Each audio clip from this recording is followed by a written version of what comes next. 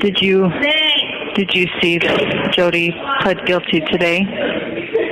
I did see that. Yes. Is that a relief for you? Yeah, it's a big relief. It's a big relief. There would have been positive the other way too had she not pled guilty. There's enough evidence that she could have been convicted for life, but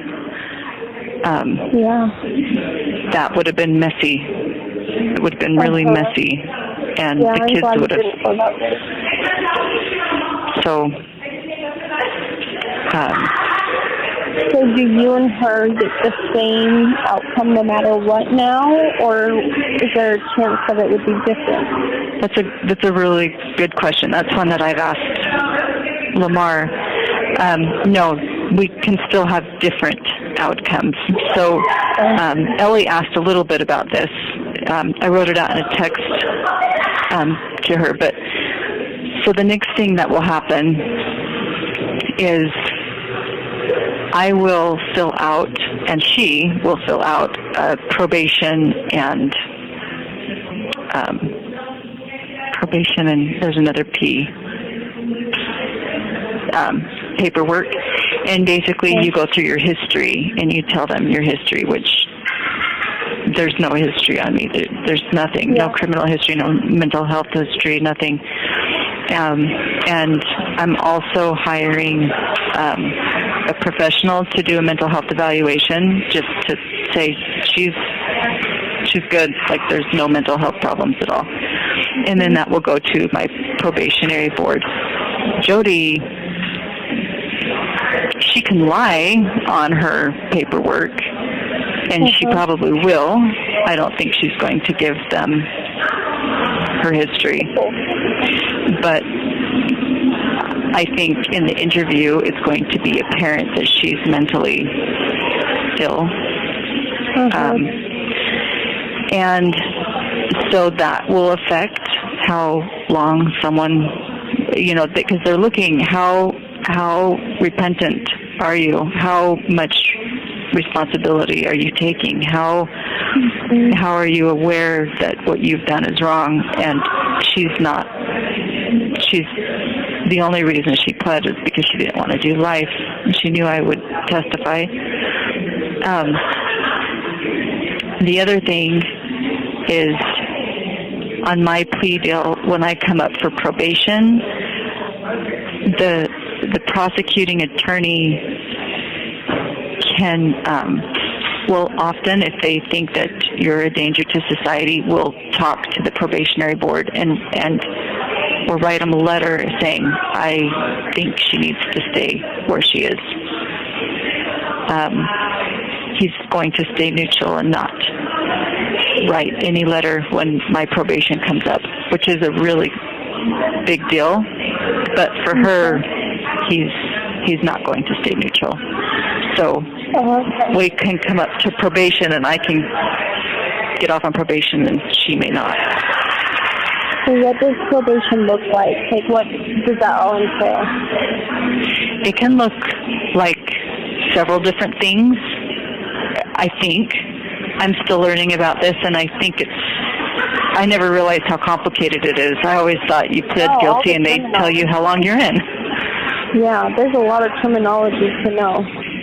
Yeah, and half of the stuff that is said goes over my head, and then I have to go, I come back and I ask the girls here, I'm like, what does this mean? What does this mean? Yeah. But probation could look like going home. Like, you could go home. Sometimes, it might look like going home with restrictions, like you can go home, but you need to live with somebody who's responsible and you can't be around certain people. Like, they may say you could go home if your parents agree to house you, but you can't go home to where your kids are living. It could look like something like that. Or it could look like something where I have an ankle monitor. Or it could look like you can go home if you pay a $10,000 fine. Or maybe it could look like instead of serving the rest of your time, we'll give you some good time and you can go home in half the time. Or so I think that getting off on probation, I think looks like there's several different ways that could happen. Oh, I see. That's good to know. Yeah. And is that usually after you've already served some time then? Say that one more time. That's after you have served some time? Yeah. Yeah. And I don't know what that is going to be. I don't know if it's... One of the girls said that it would be for me 6 months, but I've also heard it could be 4 years, and some people serve several years before they ever see their probation board. So I'm really still, I mean, I could be in there 4 years, I could be in there 30. Like, I really don't know. Yeah. And that will come in February? Mm-hmm, on February 20th. Okay. Yeah. And the news that I saw today, Jodi's sentence hearing is also February 20th. So I'm going to make a request that we be transferred in 2 different vans. I don't think they're going to accommodate that. Oh, do they? Okay, I see. Yeah, when I went to the courthouse last week, what they do, they did this when they transported me to Utah County as well. They pull all the girls. There's only 2 housing here for girls. There's not very many girls here, but there's many for the men. And so they take the girls and they put them in a cell together, in a holding cell, to wait, and then they get all the men together and they put all the men in the cells, and then they start putting on the ankle bracelets and the chains and the everything on the men while you're sitting in the cell with these women you're going to the court with for an hour, and you're sitting with them, and then they pull the girls out and they line you up, and then they put the shackles on you, and then they take the men out to the men's van, and then they take the women out to the women's van, and then you drive to the courthouse together, and then they take you out. How far away is your place from the courthouse there in St. George? 30 minutes, 40 minutes. Okay. And then you sit in a cell at the court. So if someone's hearing's at 9, this is what happened to me. There was a girl that went with me, and her hearing was at 9, but mine wasn't until 11. So she went in, and she had like a 5-minute hearing. And then we sat in the cell and talked for 2 hours until it was my turn. And then we rode back together. So you pretty much spend several hours together, whoever is going to the court that day with you. Interesting. So that means on February 20th, it would be you and her going together. Yeah. Okay. Yeah. When was the last time you talked to her? Was it that day? Mm-hmm. It was when we were arrested. Okay. Yeah. I left early in the morning to go to a dentist appointment with Julie. We left at like 3 in the morning, and she called me sometime in the morning, and so I went back down. But when I got to the house, I mean, it looked like the movies. There was a red fire truck, there was a black van with tinted windows, there were 2 ambulances, there were 20 cop cars. I mean, it was. Did you just sit in your car? No, I pulled up and found a spot to park. She lives on a cul-de-sac. I parked in the cul-de-sac, and I walked up, and the driveway was just full of cops, and I just walked up to the cops, and they said, "Are you the mother?" And I nodded my head, and so they took me and put me in the casita, and I sat there for a couple hours, I just sat there, and then they were finishing looking through the house and stuff, I think, and some of the guys were coming in and out with pizza, and so I think Eve was still there because the ambulance car was there, eating pizza with the police, and then once the kids were taken in the ambulance cars, then the detective came and patted me down and arrested me, and then took me to the courthouse for questioning, which I didn't. And I'm glad I didn't say anything because Lamar was really helpful. Like, if you ever get arrested, don't say anything. I just didn't say anything. And she How was like, did you find Lamar? Was he just assigned to you coincidentally, or did you? So she has an attorney that she's used for Connexions, and I called him and no one answered, but then she called him and he said, I only do like business law, I don't do criminal law, but here's a number of 2 people who do that I would highly recommend. And so she gave the 2 numbers, and I got the number from Kevin. I don't know how the numbers got from. I don't know how, but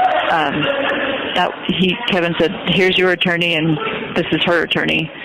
And that was the last time I talked to Kevin. It was a couple of days after my arrest. But so I didn't see Jodi at all when I went to the house to turn myself in. I didn't see her. Okay. And I went, and they took me to the courthouse, and the detective was like, I've got all night, we can talk all night. And I didn't say anything. I just said I want an attorney.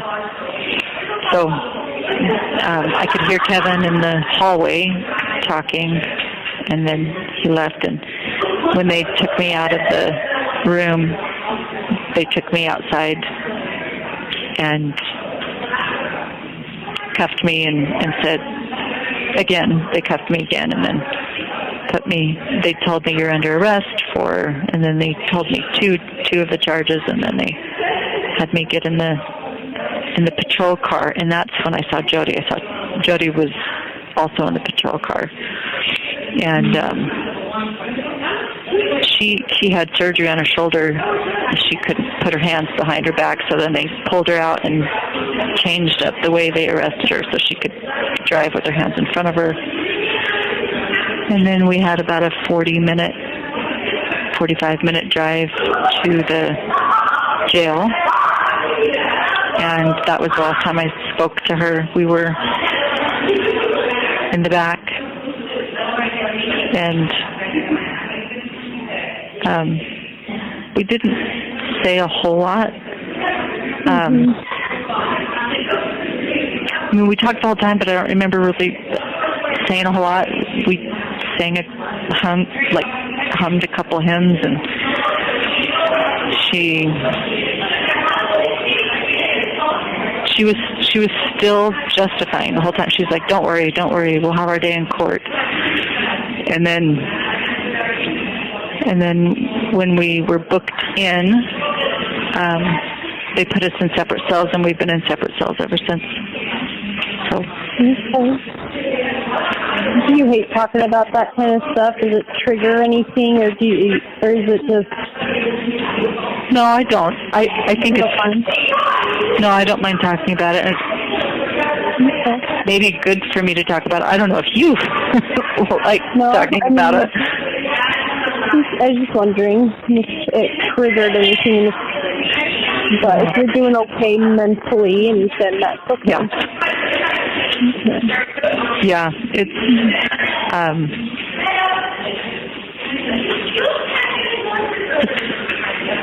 I think putting the pieces together and just seeing, like, she knew she was lying the whole time. Like, and it's embarrassing too to like repeat it. It's like, oh my gosh, how gullible was I? Oh my gosh, how much power I gave this person, and I didn't see it. But when I realized, so she had her attorney's name is Doug Terry, and mine's Lamar. And Lamar, you know, maybe a month into it, maybe not even that long, he's like, Jodi denies everything. She denies having anything to do with this. And I was shocked. I was like, what? And I'm still telling Lamar, like, you know, all of the justifications and all of the, you know, I'm talking like a criminal. I sound like a mad person. He was so patient with me. He was so patient with me. He would just look at me and, like, kind of dumbfounded, like I'd said 2 + 2 is 7, and I really believed it, and he would just stare at me. I'm like, what am I saying that's so off? And,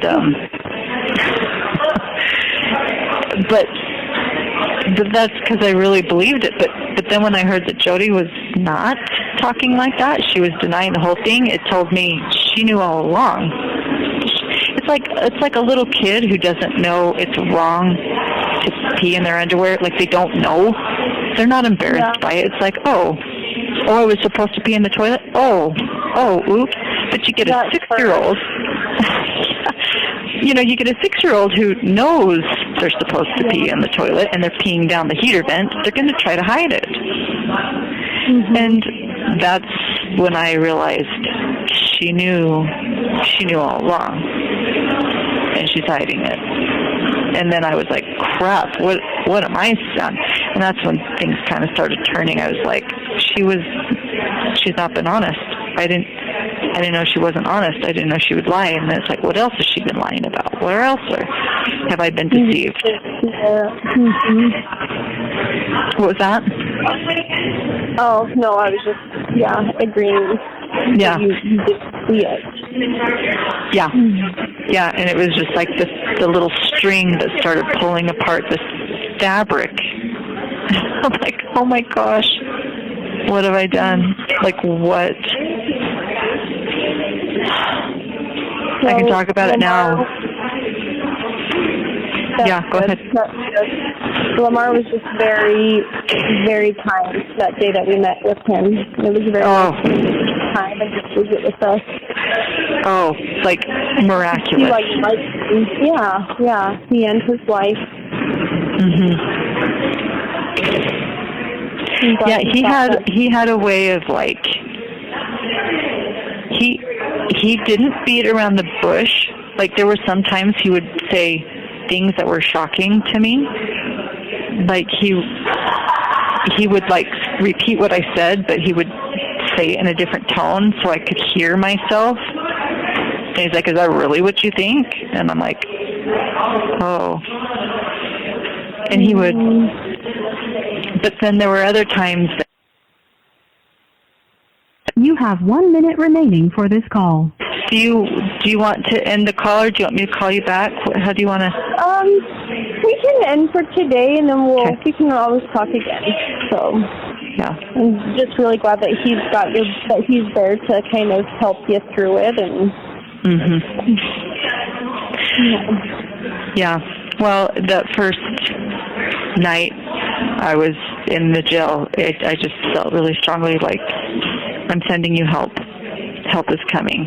Yeah. And I just felt like that was Lamar, and he's been very, very helpful. I'm grateful for him. Well, that's what we've all been praying for this whole time. So I'm glad that even it's a different kind of help, but I'm glad it's finally here. Me too. I'll take it. Like, I hate this, but I'm taking it. Of course. Yeah. It was good to talk to you. You have exceeded the allowable time for this call. Goodbye.